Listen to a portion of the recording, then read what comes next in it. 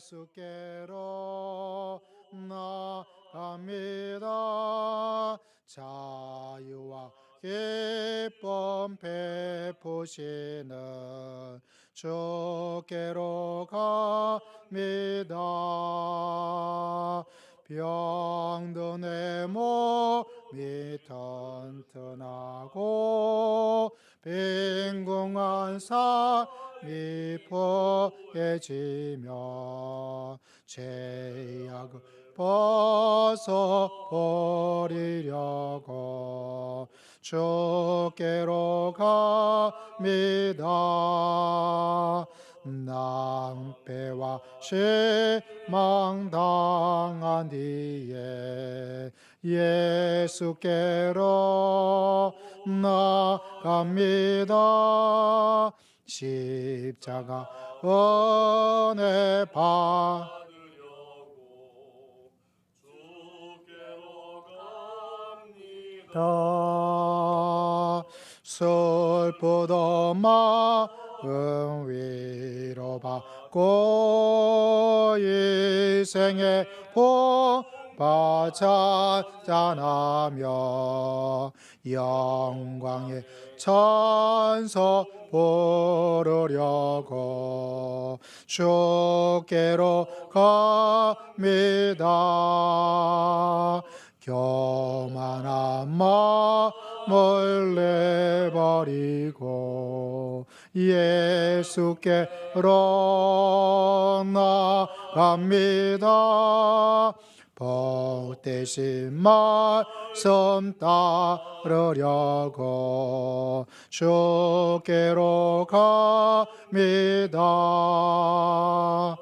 절망하에 힘을 얻고 예수의 크신 사랑 받아 하늘의 기쁨 맛보려고 주께로 갑니다. 죽음의 길을 벗어나서 예수께로 나갑니다. 영원한 집을 바라보고 주께로 갑니다. 멸망의 포구에 평화의 나라 다다라서 영광의 주를 배우려고 주께로 갑니다. 자, 오늘은 앞에 화면이 특별히 없고 성경 구절로 성막 공부를 시작을 하고자 합니다. 오늘 청년들 안 보일 건가요? 예, 지금 그래도 차라도 한잔 하면서 안녕. 자, 출애굽기 14장 말씀 한번 볼까요?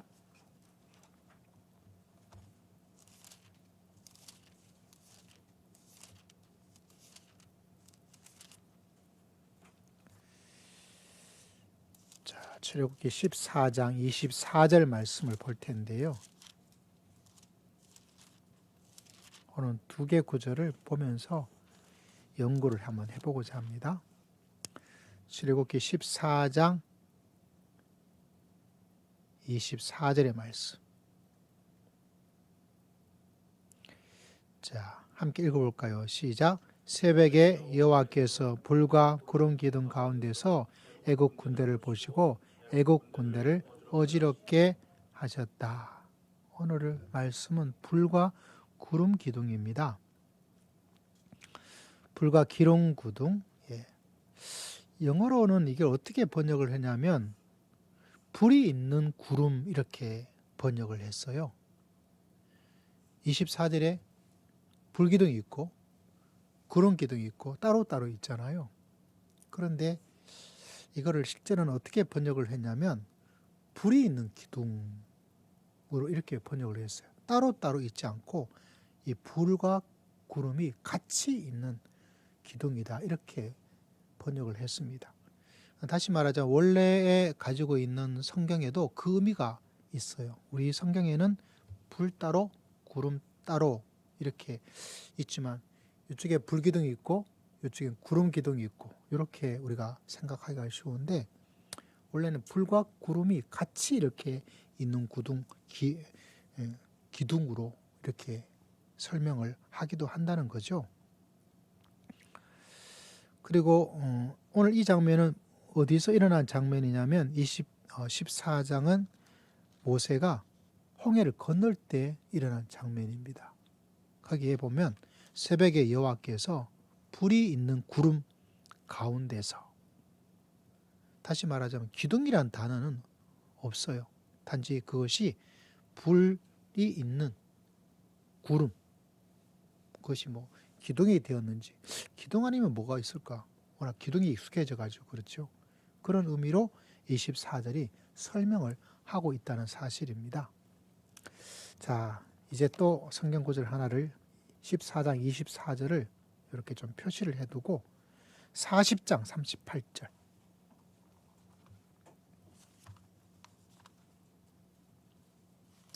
40장 38절에 보면 이런 말씀이 있어요.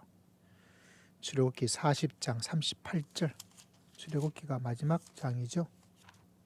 40장 38절 아주 말씀을 바라보면 같이 한번 읽어볼까요? 자, 함께 읽습니다. 시작. 낮에는 여호와의 구름이 있어 밤에는 불이 그 구름 가운데 있어 이스라엘 온. 여기 우리가 좀 익숙하죠. 낮에는 무슨 구름이 있고 밤에는요 불이 있어서 구름 가운데 있었다.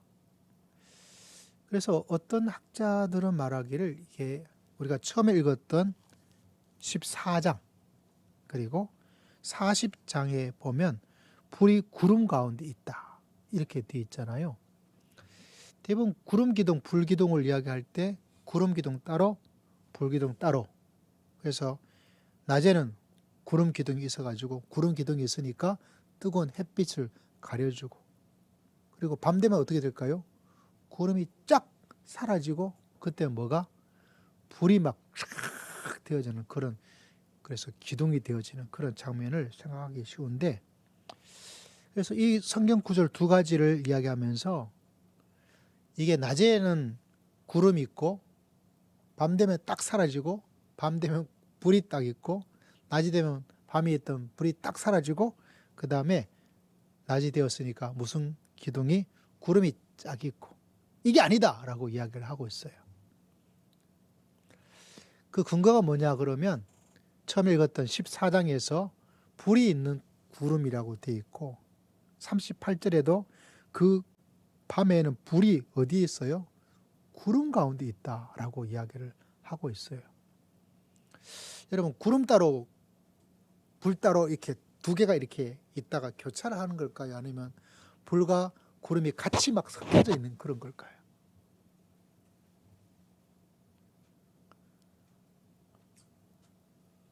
장로님 생각 어때요?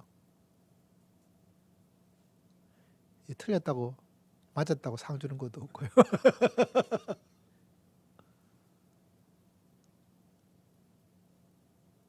목사님 어떻게 보세요?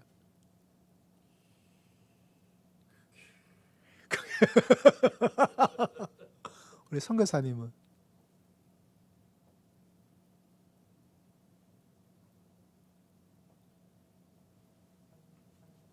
그게 우리 김은영 사모님은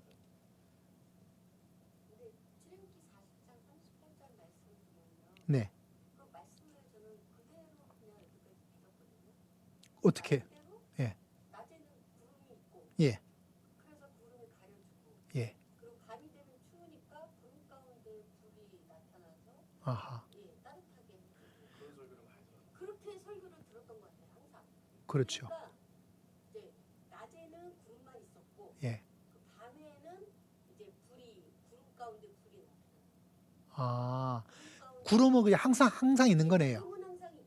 구름이 항상 있고 항상 있고 낮에는 불이 사라졌다가 네. 밤이 되면 불이 다시 나타나요. 아, 그렇게 불이 그러니까 것 같아요. 어릴 적부터 불이 낮에는 꺼졌다고 말해야 될지 없어졌다가 꺼졌다고 말하면 그렇죠. 그렇죠. 사라졌다. 사라졌다가 밤에는 밤에는 불이 나타났다가 그렇죠. 이렇게 이야기를 하고 계신다는 거죠.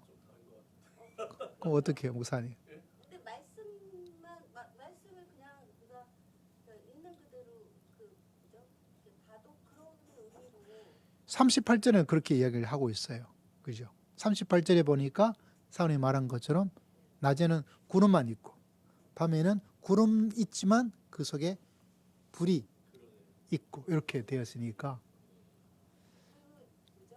아까 왜 출애굽기 14장에 네, 보면 네, 우리가 기둥이라는 표현을 쓰잖아요. 네, 그렇죠. 주로 많이 쓰죠. 사실 기둥이라는 표현에서 도대체 이 하늘에 보면 구름이 떠 있는 건 봐도 이 기둥, 구름 기둥, 불 기둥 좀 이해가 안 됐었는데 그죠? 그 어린 시절에는 이해가 안 됐었는데 커가면서 제가 나름대로 깨달은 건 왜 일기예보 같은 거 보면 우리 허리케인 뭐죠? 허리케인이 그렇죠, 막 그리고 그렇죠. 바람, 예. 미국에 해오리 바람, 그 뭐죠, 그게? 허리케인이 전되든지 아니면 태풍 예, 오는 거 기상 이별 뭐 이런 거 하면서 그 뉴스에서 나오는 거 보면 그렇죠. 태풍도 보면 바닷가 에서 그렇죠. 밑에서부터 위로 쫙, 밑에서부터 기둥이 막 해갖고 그렇죠, 그렇죠, 맞아요. 막 그게 돌아서 알아요. 태풍이 이렇게 하잖아요. 그렇죠. 그런 그림을 보면서 저는 말씀을 보면서 이게 그 기둥인가 이렇게 생각을 좀 했었어요. 저는 대부분 저기 구름 기둥, 불 기둥을 그림으로 만들었는데 보면 실제로 우리가 밑에서 막 이렇게 돼가지고 위로 구름이 꽉 있고 불도 밑에서 이렇게 돼가지고 이렇게 딱 있고 이렇게 그림을 그려 놓았어요. 그림을 그려놓은 건 제가 기억이 없는데 하여튼 제가 이제 조금 나이가 들면서 뉴스에서 그런 걸 보여주는 걸 보면서 기둥이라는 표현이 그게 이렇게 뭐죠? 밑에서 바다에서 이렇게 툭 올라가고 한 것처럼 그래서 홍해를 가르고 나서 이스라엘 백성이 다 건너가고 난 다음에 구름기둥 불기둥이 옮겨졌죠. 애국 군대를 어지럽게 했다고 했잖아요. 그렇죠. 그러니까 그 기둥이 회오리 막 이렇게 하는 그 기둥이 홍해 바다 가운데서 막 이렇게 요동을 치니까 예, 그러니까 이스라엘 어지럽게 되는 거죠. 막그 예, 그렇죠. 갖고 물에 막 떠내려가고 그렇죠. 이런 개념으로 맞아요. 그렇게 이야기하고 있어요. 예, 예. 이 14장 24절에도 어쨌거나 그렇게 해가지고 애국 군대를 어지럽게 했대요. 자, 지금 불하고 구름이 따로 있냐 아니면 같이 섞여져 있느냐 아니면 낮에는 구름이 있다가 밤에도 구름이 있는데 낮에는 없던 불이 밤에는 나타났다고 하는 것도 있고 사라졌을 수도 있고 아니면 구름에 가려서 안 보였을 수도 있고 근데 우리의 눈에는 안 보이지만 구름 사이에 불이 가려졌을 수도 있고 그래서 어떤 분이 지금 그렇게 이야기를 하고 있어요. 실제로는 구름하고 불이 같이 이렇게 있는데 문제는 낮이 되면 밝으니까 이 불이 보이지 않았을 뿐이고 구름이 보이다 보니까 구름만 있는 것으로 보이고 밤이 되면 어두워지니까 실제로 불이 이 구름 위에 같이 있는 거로 보이게 된다는 거예요. 있기는 항상 있는데 낮이 되면 이 불이 밝으니까 보이지 않고 있던 그 불이 밤이 되니까 어두워지니까 보여지게 된 것이다라고 이야기를 하고 있는 그래도 우리 선교사님 뭐 어떻게 생각해요? 왜냐하면은 예. 구름이 있다고 하는 건 어둡다는 뜻이거든요. 구름이 있다는 거는 태양빛을 아, 가리는 구름이 있기 때문에 예. 빛이 안 보인다고 하는 그 말은 갖다가 이해가 안 되는 거고요. 예. 또 하나 있어요. 또 하나 뭐죠? 그러니까 지금 이렇게 말씀하신 것처럼 네. 이해가 안 되는 게 또 하나가 뭐냐면 네. 이스라엘 이 땅이 예. 그 낮에는 덥고 예. 밤에는 춥다고 그랬거든요. 예. 그러니까 불기둥이 있는 이유가 밤에 그 추위를 막아주기 위한 이스라엘 백성이 낮에 더우니까 구름으로 낮에 좀 커버해주고. 게 하고 네. 밤에는 불기둥으로 밤에 추우니까 추위를 이제 덜 추위를 느끼게 예. 보호하신 거잖아요. 예. 그런 개념으로 바라보면 불이 추워졌다가 생긴 걸로 봐야 되지 않나 저는. 아, 낮에는 뜨거우니까. 그렇죠. 왜냐면 불이 그냥 있으면 네. 낮에 뜨거워. 그렇죠. 예, 그러니까 불을 꺼야죠. 저는 늘 요 말씀을 이 출애굽기에서 이그 불기둥 구둥기 아. 할 때마다 저는 너무 은혜를 많이 받았는데 그렇죠. 네. 하나님이 이렇게 사소하게까지 아, 그러니까 우리 사람이 더울까 우리가 왜 어른들 우리 부모님의 은혜를 얘기할 때 보면 이제 자식이 추울까 더울까 더울세라 추울세라 막 이렇게 그렇게 보호하고 그렇게 키운다고 얘기를 하잖아요. 그런데 성경 구절에서 성경 설명적으로는 유추적으로는 구름이 있으므로 뜨거운 것을 가려주고 불이 있으므로 밤에는 따뜻하게 해준다는 개념이 우리가 유추를 할 수 있는데 성경에서 그 표현이 있을까요? 물어보는 거예요. 성경에서. 저는 성경에 직접적인 표현이 없는 걸로 알고 있어요. 해석일 뿐이지.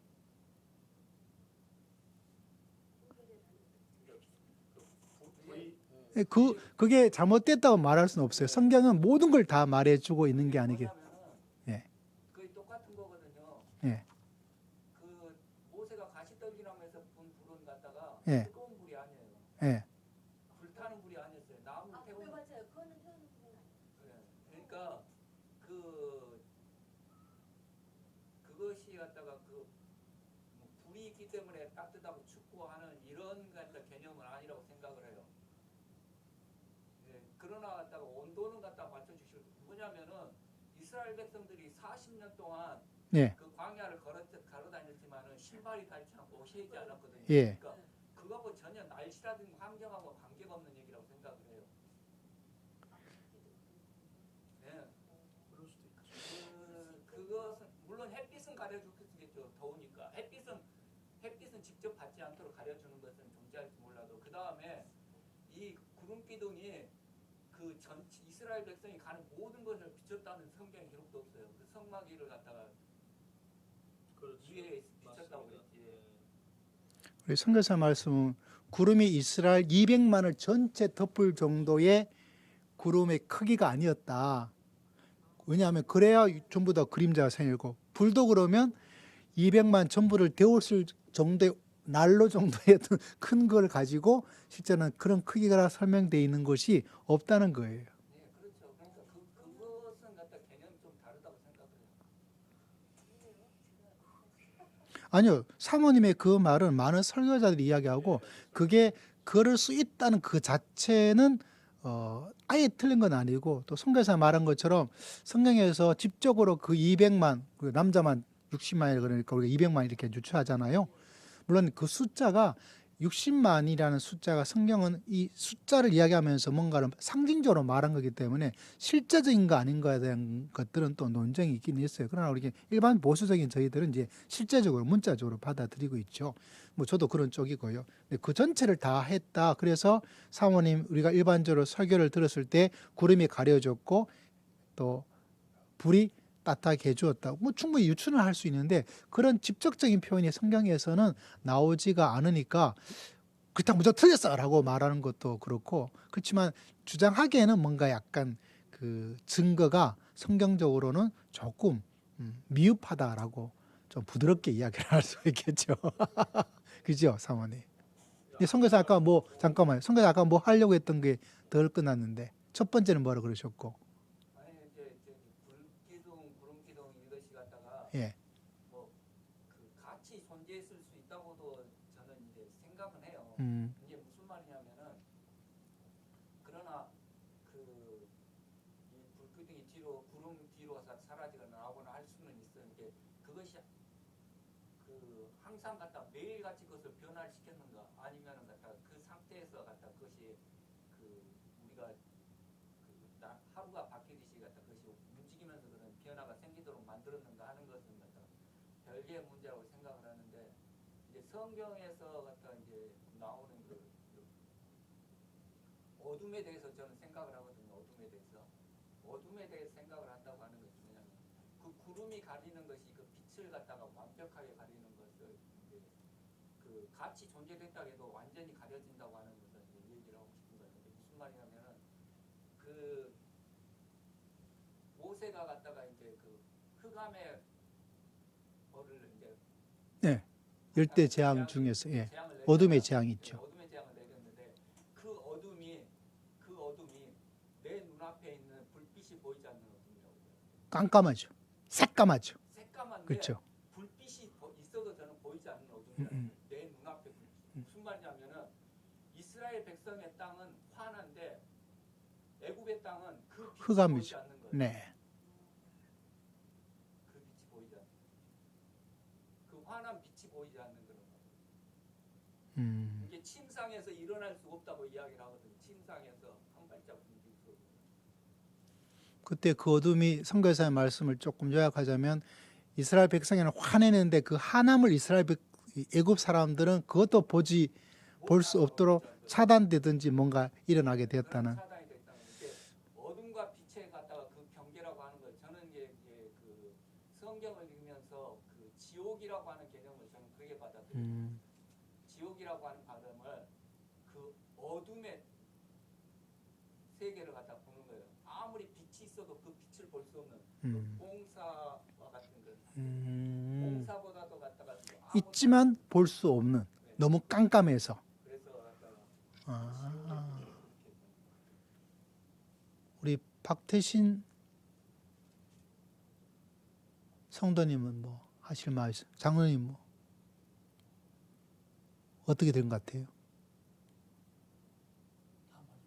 다 맞은 거 그렇죠. 이게 정확하게 뭐라고 말하기가 일단 불이 낮에 어떻게 있었는데 보지를 못한 거였는지 아니면 사라졌는지에 대해서 성경은 뭐 그렇게 중요하게 다루고 있지는 않아요. 어쩌나 설명을 보면 낮에는 있었는데 안 보인 것인지 아니면 이게 사라졌는지를 우리가 성경 구절을 가지고는 정확하게 뭐라고 말하기가 좀 어려운 것 같아요.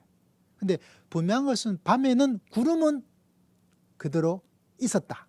그죠? 오늘 우리가 읽었던 출애굽기 40장 38절 그때 불이 있었고 그리고 출애굽기 14장에도 그 시간이 새벽이잖아요. 새벽에 불이 있는 구름 영어로 fiery cloud 이렇게 되어 있거든요. 불이 있는 그런 구름을 이야기하니까 아마 새벽에는 그게 가능하고 밤에는 분명히 불과 구름이 같이 있었고 낮에는 구름이 있었는데 문제는 불이 어디서 사라졌는지 꺼졌는지 오리무중에 관찰을 할 수가 없었는지 이렇게 되어지고 또 하나 이제 결론을 내릴 수 있는 것은 성경의 직접적인 표현으로는 구름이 가려져서 이스라엘 백성을 했다 그렇게 말을 할 수는 있지만은 그러기에는 그 구름이 이스라엘 민족을 전체를 다 커버하게 되었다 이런 직접적 표현이 없기 때문에 뭐 그럴 수는 있지만은 또 불이 있지만 이스라엘 백성을 전부 다 따뜻하게 난로적 역할을 해줄 수 있을 만큼의 어떤 물론 이제 그 물리학적이야 그만큼 있어야 가려지게 된다. 이것도 하나님의 신비의 어떤 영역이다 보니까 알 수는 없지만 직접적 표현으로서 그렇게 말하기는 어렵고 그러나 간접적으로는 뭐 그렇게 이야기를 할 수도 있지 않겠는가라고 이야기를 해볼 수가 있는 거죠. 근데 왜 그 많은 것 중에 구름과 불일까요? 다른 거로 하지 않고.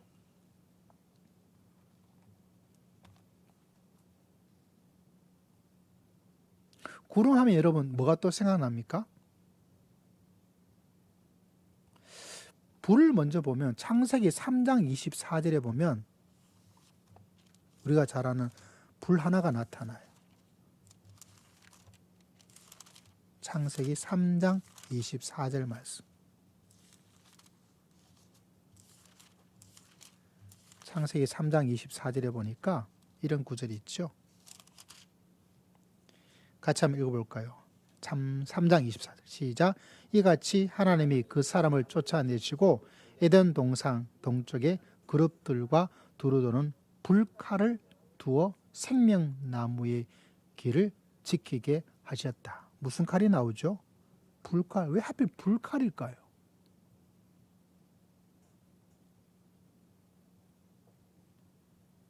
여기도 불이란 이 모양은 칼이죠.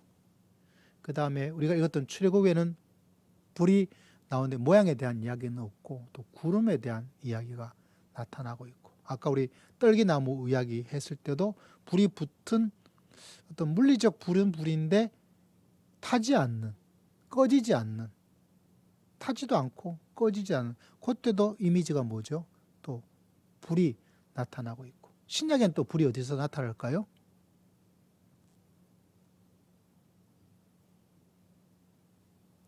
신약에서 제일 유명한 불은 오순절, 불과 같은, 거기도 이미지가 불로 나타나고, 그 다음에 또 하나 살펴볼 것은 다른 것이 아니라 요한 계시록의 1장 14절에 보면 이런 말씀도 있어요.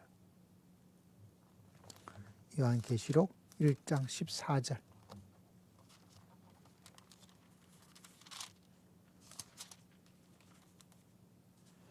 (1장 14절) 예수님의 모습을 설명할 때 나오는 그런 성경 구절 가운데 하나입니다. 금요일 성경 말씀에 요한계시록에 한번 언급했던 말씀인데요. 1장 14절 시작. 그의 머리와 털의 희기가 흰 양털 같고 눈 같으며 그의 눈은 뭐 같아요? 불꽃 같다. 불꽃. 어제 국제 불꽃 축제가 있었죠. 뻥 터지면 팍팍 되어지는 거. 저도 옛날에 딱 한 번 가본 적이 있었는데 죽다 살아났어요. 사람이 너무 많아가지고 얼마나 많은지 아마 그때보다 지금은 더 많을 거예요. 장엄하고 뭐 보면 영상에서 보는 것도 괜찮은데 돈 받지 않으니까 언제 시간 돼 가지고 한번 꼭 보십시오. 보면 굉장히 가슴이 아주 참 벅찹니다. 근데 이게 보니까 불꽃 축제는 아니지만 여기도 다른 어떤 모습이 아니라 눈이 불꽃에 대한 이야기를 하고 있는 거죠. 그러니까 성경에 보면 불 칼도 나오고 타지 않은 불도 나오고 불 기둥, 불이 타고 있는 구름, 이때 불도 나오고 떨기나무도 불도 나오고 계시록에도 보니까 불도 나오고, 또 놀라운 사실은 우리가 잘 알고 있는 것처럼 요한계시록 1장 7절 유명한 성경 구절이죠. 요한계시록 1장 7절 같이 한번 읽어봅시다. 시작. 볼지어다 그가 구름을 타고 오시리라. 각 사람의 눈이 그를 보겠고 그를 찌른 자들도 볼 것이요 땅에 있는 모든 족속이 그로 말미암아 애곡하리니 그러하리라. 아멘. 여기 주님이 재림할 때 뭘 타고 오시죠? 구름 타고 오시고, 여기 또 구름이라는 게 등장을 하는 거죠. 왜 구름과 불을 등장시키면서 이야기를 하고 있는데 왜 이 불과 구름을 이렇게 등장을 시켜서 이야기를 할까가 성막에서는 참 중요해요. 왜 그럴까요? 그동안 하고 싶은 말이 많았지만은 말을 하지 않았던 우리 박진신 사모님 어떻게 생각하세요?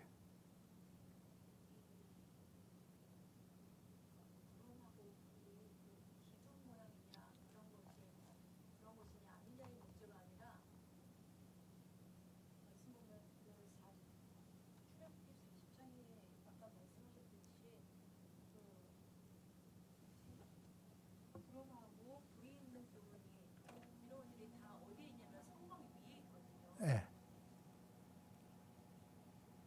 그래서 구름이 성막 위에서 떠오를 때는 이스라엘 자손이 움직이고, 그리고 또 그 성막 위에 구름이 떠오르지 않을 때가 또 있어요. 예. 그럴 때는 또 이제 나아가지 않고 하는 것들이, 그러니까 구름과 불의 뭐 기둥 모양이냐, 뭐 함께 있느냐 이런 것들은 그거는 자세하게는 제가 잘 모르겠지만, 특히나 그 성막 위에 있다라는 거, 이게 더 강력적인. 근데 왜 성막 위일까요?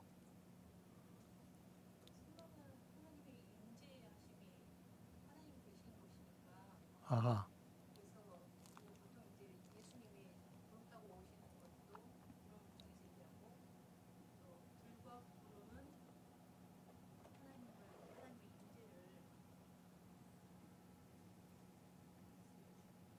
네, 하나님 임재라고.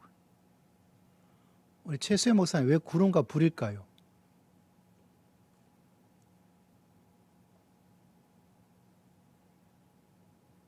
창세기도 뭐 불칼 나오고 계시록에는 불꽃이 나오고 그죠? 그다음에 떨기도 불이 나오고 구름도 종종 나오고 구름 타고 올라가셨다가 구름 타고 오시고 그리고 출애굽기에 보면 성막 위에 구름과 불이 있는 것이지 이스라엘 민족 위에 있었다라고 물론 그 크기가 어떻게 되는지는 우리가 할 수 없지만 문자적 성경 말씀에 보면 성막 위에 있던 것이고 이것이 이동하게 되어지면 이스라엘 백성도 이동하고 멈춰서면 이스라엘 백성도 거기에 성막을 다시 세팅하고 거기에 있고 이렇게 문자적으로는 이야기를 하고 있는 것인데 이게 실제로는 뭐 이미 이야기가 좀 됐지만은 하나님께서 여기 있다는 것을 이스라엘 백성이 보여주고 알게 해주는 가장 좋은 활용의 무기 표현 방법이 성경에서 불 같아요, 불. 그래서 이스라엘 백성을 쫓아내 여기는 하나님이 계신 그래서 에덴이 제가 성전이라 그랬잖아요. 에덴 성전. 그래서 하나님이 이곳에 계시는 거야. 또 하나님이 어디 계세요? 성막에 있고 떨기나무에 거기에 내가 있다. 이렇게. 그리고 오순절 성령 사건을 통해서 너희들 가운데 내가 있다라는 그 하나님의 계심을 이야기할 때 항상 등장하는 가장 좋은 보이는 무기 뭐라고 표현해야 될까요? 그게 이제 불, 구름 이걸 가지고 많이 하나님께서 이야기를 전개를 하고 계시다는 사실이에요. 그래서 오순절에도 불 같은 것. 구름 어디 가느냐? 똑같이 있을 수도 있고 똑같이 없을 수도 있죠. 그러나 구름이라는 이미지, 구름이라는 이야기를 통해서 또 불을 통해서 계속 이야기하고 있는 것은 하나님이 바로 여기에 계시다. 뭐 어려운 말로 임재, 또 다른 말로 동행. 그러니까 성도들이 믿음의 길이라는 것을 우리가 이야기할 때 우리 한국은 뭐 하나님의 응답, 하나님의 축복, 하나님의 도와주심. 근데 진짜 핵심은 임재, 그게 핵심이라는 거죠. 도와주기 위해서, 임재하심을 드러내기 위해서 우리에게 도와주심을. 왜 도와준다? 내가 너와 함께 하고 있다. 하나님께서 응답해 주신다. 왜 응답해 주고 있어요? 하나님께서 너의 기도를 들으시고 너와 함께 있다는 걸 보여주는 하나의 방법이라는 거죠. 핵심은 뭐냐? 그걸 통해서 하나님께서 나와 함께 하시는구나. 그리고 믿음의 길을 걸어간다는 것이 다른 어떤 큰 기적과 뭔가를 만들어내는 것을 우리는 막 해야 되죠. 그렇게 우리가 많이 듣고 그런 이야기를 듣다 보니까. 그런데 이게 아무것도 없더라도 하나님과 그냥 함께 있는 거예요. 함께 있음을 내가 알고 그분께서 말씀하시면 내가 뭔가를 하고 그분이 말씀하지 않으면 아무것도 하지 않고 그럼에도 불구하고 신뢰하는 거죠. 하나님께서 나와 함께 하시고 나와 동행하시고 나와 같이 계시다는 그 사실을. 그래서 요사이 조금 이야기되는 것 중에 하나 예수님과 뭐 동행 일기 뭐 이런 것도 나오고 굉장히 좀 나아진 거 된 거죠. 우리 신앙에서 가장 중요한 것은 하나님이 나와 함께 있는 거야. 응답이 없어도 함께 하고 있는 거고 나를 축복하지 않아도 함께 하고 있고 그 하나님께서 가장 중요하게 생각하는 것은 그냥 나와 함께 있고 싶은 거예요. 그러면서 하나님은 거의 함께 있는 것에 마음과 목숨을 거는 거죠. 왜? 성경의 표현에 의하면 우리를 사랑하면 뭐 하고 싶어져? 같이 있고 싶어 하는 거죠. 그래서 여러분 결혼하셨잖아요. 사랑하지 않으면 어떻게 하고 싶어요? 같이 안 하고 있고 싶지 않죠. 그러면서 그것이 이제 믿음의 생활로 나아가는 거죠. 뭐 특별한 어떤 것이 있으면 있는 대로, 없으면 없는 대로. 그러나 그분과 함께 살고 있다. 그분과 함께 동행하고 있다. 내 삶은 하나님과 함께하는 삶이고 나는 하나님과 함께하는 삶을 살아갈 거야. 이 차원으로 성경은 계속해서 우리를 부르고 있다는 사실입니다. 그래서 한 주간 살면서 내가 주님의 손을 꼭 붙잡고 있어. 주님도 나를 꼭 붙잡고 있는 거야. 그 안에서 어떤 일이 일어나는지는 사람마다 다 다르고 그 안에서 어떤 일이 일어나는지는 하나님의 뜻하신 바에 따라서 다 다를 수가 있는데 가장 중요한 것이 잊지 말아야 될 것이 어쨌거나 하나님이 나와 함께하고 있다는 하나님을 향한 신뢰와 이 믿음을 버리지 않으면 뭔가가 반드시 일어나고 그 속에서 모세에게 역사해 주신 것처럼 하나님께서 역사해 주심을 체험하고 믿음의 길을 걸어가는 것이죠. 그래서 우리에게 성막 그 자체가 돼버린 거죠. 우리가. 그래서 성령께서 우리에게 오셔가지고 우리 안에 아예 그냥 상주해버립니다. 상주해버려요. 하나님하고 이혼할 수 있을까요? 이혼할 수 없죠. 그래서 우리가 유명한 사건 선지자 중에서 바람 피우고 또 찾아가고 또 찾아가고 이거 안 되겠다. 그냥 내가 아예 들어가서 살아버려야지 하고 우리 안에 들어와서 상주해버리는 그런 놀라운 일들이 성경에서 말해주고 있는 성막에서 공부해야 될 가장 중요한 주제가 바로 하나님과 함께, 하나님과 임재. 그래서 믿음의 길은 이 하나님과 함께하고 있는데 이걸 내가 어떻게 이 하나님과 잘 지낼까? 어떻게 하면 잘 지내는 게 될까? 어떻게 하면 동행하면서 살아가는 그 신앙의 깊은 차원을 체험하면서 믿음의 길을 걸어갈 것인가? 그 놀라운 길이 또 이 한 주간 열렸습니다. 여러분 하나님과 잘 지내시고 네, 상원. 네. 목사님 아까 네. 질문하셨던 내용은요. 네. 뭐 질문했죠? 아까 목사님 중간에 네. 질문하셨던 내용은 응. 왜 하나님이 응.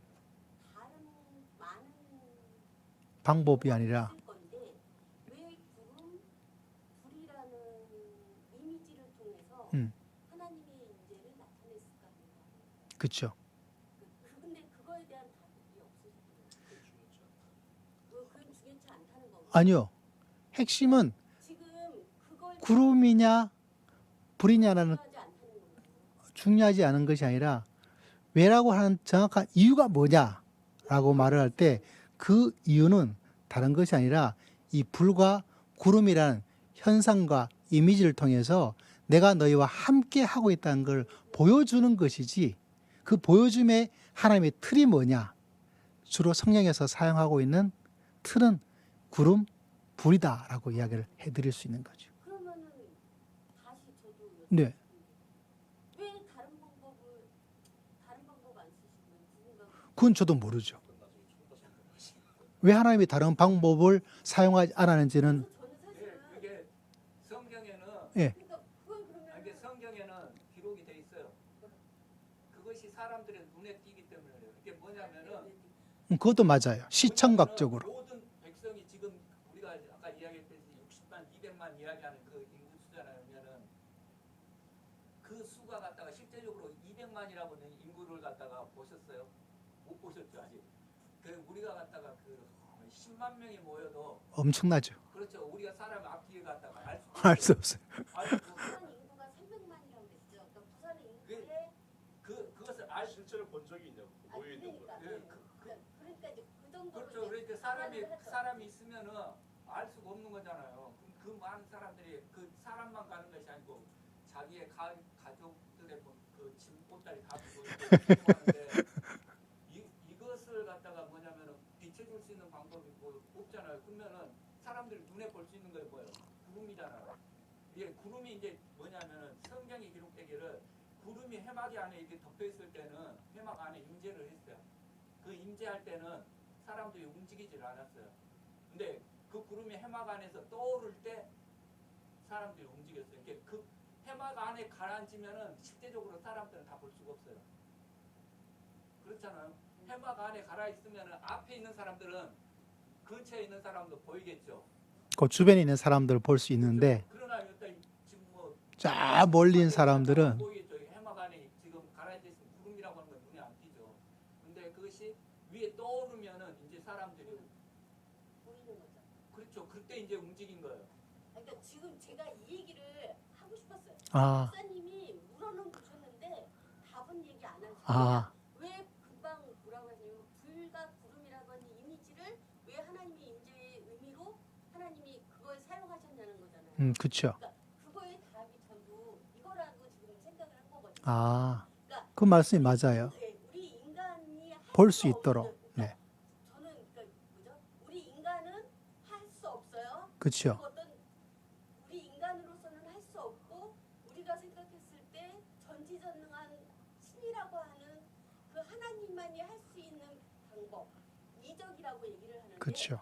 그런 이적을 통해서 우리 사람으로 하여금 하나님을 경외하고 따르게 하는 그 방법으로 이적을 사용하시면서 사람의 눈에 띄게 하기 위해서 한 방법으로는 구름하고 불밖에 없다는 생각을 제가 사실 문득 들더라고요. 그래서 지금 조금 아까 선생님 말씀하신 것처럼 사람의 눈에 보이면서 우리 인간이 할 수 없는 영역에 우리가 정말 이거는 하나님 없이는 이거는 정말 신이 아니면 할 수 없는 거다라고 하는 이적적인 방법을 통해서 우리 사람의 눈에 띄게 하는 방법으로 할 수 있는 게 구름과 불이었기 때문에 하나님이 그 방법을 사용하셔서 그 이미지로 사람에게 보여주신 거라는.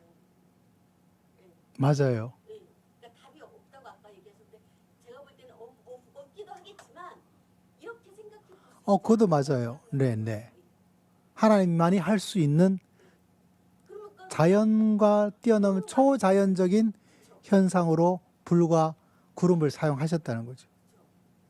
그래서 이제 그런 거 아니었을까? 아, 그거는 전적으로 저도 동의를 하지 않을 수가 없어요. 성경에서 그렇다라고 말할 수 없지만은 직접적인 표현은 없지만은 그렇게 한다는 이유를 말하자면 그 이유에 100% 동의를 해요.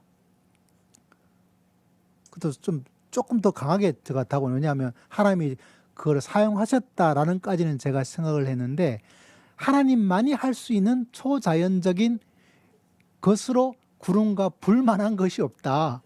이렇게 그까지는 제가 생각을 못했던 것 같아요. 하나님이 사용하셨다. 그 사용함을 통해서 불과 구름을 활용하셨다라는 거지만 그 자연적 초자연적이라고 봐야 되겠죠. 그거를 하나님만이 하실 수 있는 것이기 때문에 그렇게 했다는 그거는 제가 미처 생각을 못했어요. 근데 신약에서도 보면 그거는 쉽게 얘기할 수 있는 분이 아닌 게 그래요? 그거는 해석의 영역이고 그렇게 하자면 해서 괜찮아요. 목사님도 틀려 말하고 안 읽으시고. 그러니까 예수님 그 동방박사 얘기 나올 때 별이 인도했던 것도 있고 초자연적인 어떤 그런 하나님만 하실 수 있는 그런 쪽으로 그 얘기는 들 수 있을지 모르지만 그렇게 할 수 있는 다른 방법도 있기 때문에 그거는 이렇게 그럴 수도 있겠다 하지만 그건 사람의 생각이고 성경에 뒷받침해 주는 게 없기 때문에 그건 제가 보기엔 그렇게 쉽게 얘기할 수 있는 건 아닌 것 같아요. 아니 근데 오히려 그것은 그렇지 않은 것 같아요. 왜냐하면 아까 목사님께서 말씀하셨듯이 네. 하나님이 우리와 함께 하신다고 하는 것을 보여주는 게 임마누엘이라고 하는 이것이 성경에서 가장 맞아요. 중요하거든요. 맞아, 핵심이에요. 하나님이 함께 하신다고 하는 것을 보여주신 거예요. 그렇죠. 네. 갑자기 하나님이 능력으로 별빛으로 갖다 인도할 수도 있겠죠. 근데 갑자기 나타난 별빛으로는 게 뭐냐면 이 구름이 갑자기 나타난 것이 아니라 항상 그 성막에 항상 머물던 구름이 떠오르는 거예요. 초자연적이죠.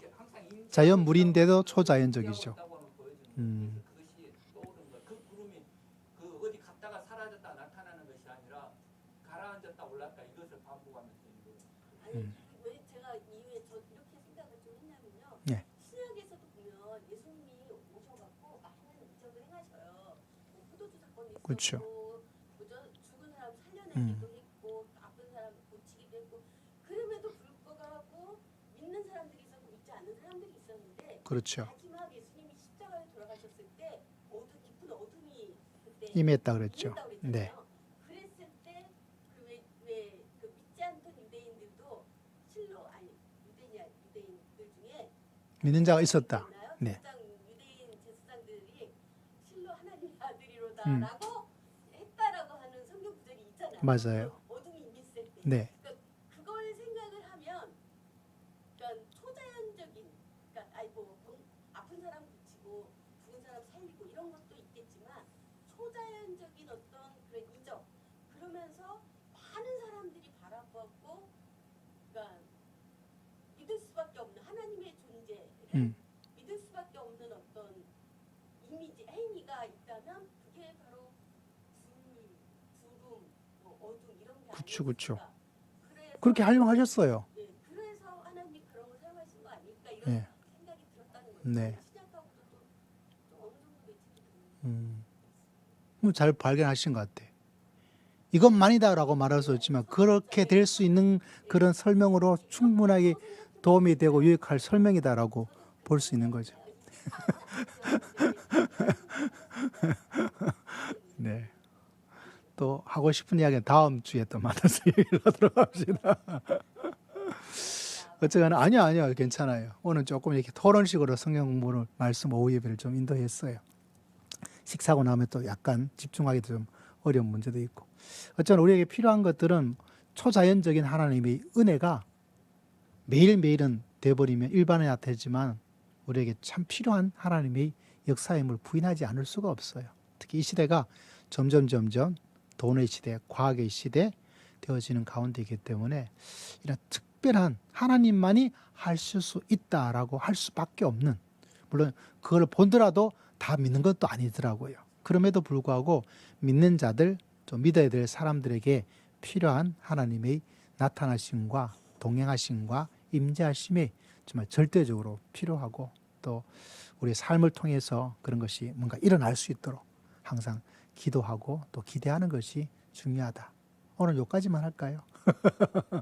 우리 제가 한번 외치고, 하나님, 우리 성도들 가운데도 이런 하나님의 나타나심이, 임재하심을 분명히 알고 또 체험할 수 있도록, 또 믿지 않는 자들에게도 이 세상에 그런 기적과 역사가 초자연적으로 생각을 뛰어넘어 역사할 수 있도록 간절히 기도를 드렸으면 좋겠습니다. 우리 주여 한번 외치고 기도 드릴까요? 주여, 아버지 하나님 감사합니다. 오늘도 귀한 시간을 주셔서 귀한 말씀으로 공부해 나갈 수 있도록 은혜를 베풀어 주신 것을 진심으로 감사합니다. 많은 것을 듣고 깨닫고 확신을 가질 수 있도록 은혜 주심을 감사하고, 우리 모든 성도들에게 한량없는 하나님의 사랑과 은혜와 은총으로 믿음의 길을 걸어가기 부족함이 없도록 주님 붙잡아 주시고 역사여 주시옵기를 아버지 앞에 간절히 바랐고나니, 주님 한량한 은혜를 더하여 주옵소서. 한량한 은총을 더디피워 주시옵소서. 찬양하라 내 영혼아, 찬양하라 내 영혼아. 주여, 주여, 감사합니다. 주님,